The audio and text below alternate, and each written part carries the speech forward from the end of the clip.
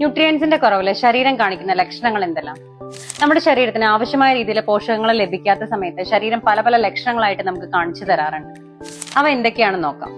ഒന്നാമത്തേത് മുടികൊഴിച്ചിലും ക്ഷീണമാണ്. മുടികൊഴിച്ചിലും ക്ഷീണവും ശരിക്കും അയണിന്റെ ഡെഫിഷ്യൻസി വരുമ്പോഴോ അല്ലെങ്കിൽ ബയോട്ടിന്റെ കുറവുണ്ടാവുമ്പോഴാണ് കൂടുതലായിട്ടും കാണിക്കാറ്.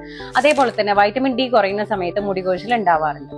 രണ്ടാമത്തേത് ക്രാക്ഡ് ലിപ്സും മൗത്ത് അൾസറും. നമുക്ക് ക്രാക്ഡ് ലിപ്സും മൗത്ത് അൾസറും ഉണ്ടാവുന്നത് ശരിക്കും വൈറ്റമിൻ ബി കോംപ്ലക്സ് കുറയുന്ന സമയത്താണ്.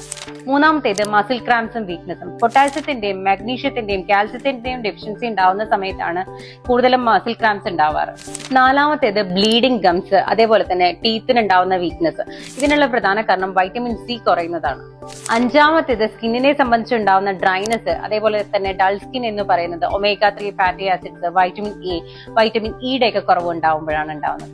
ഏത് ന്യൂട്രിയൻസിന്റെ കുറവാണ് നിങ്ങൾക്ക് ഉണ്ടാവുന്നത് എന്ന ലക്ഷണം നോക്കി മനസ്സിലാക്കി അതിനനുസരിച്ചുള്ള സപ്ലിമെന്റ് എടുക്കുമ്പോഴോ അതിനനുസരിച്ചുള്ള ഭക്ഷണം കഴിക്കുമ്പോഴാണ് ഈ ലക്ഷണങ്ങൾ നമുക്ക് പരിഹരിക്കാൻ പറ്റുന്നത്.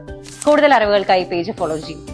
നിങ്ങളുടെ നിർദ്ദേശങ്ങളും അഭിപ്രായങ്ങളും താഴെ കമന്റായി രേഖപ്പെടുത്തൂ. നന്ദി, നമസ്കാരം.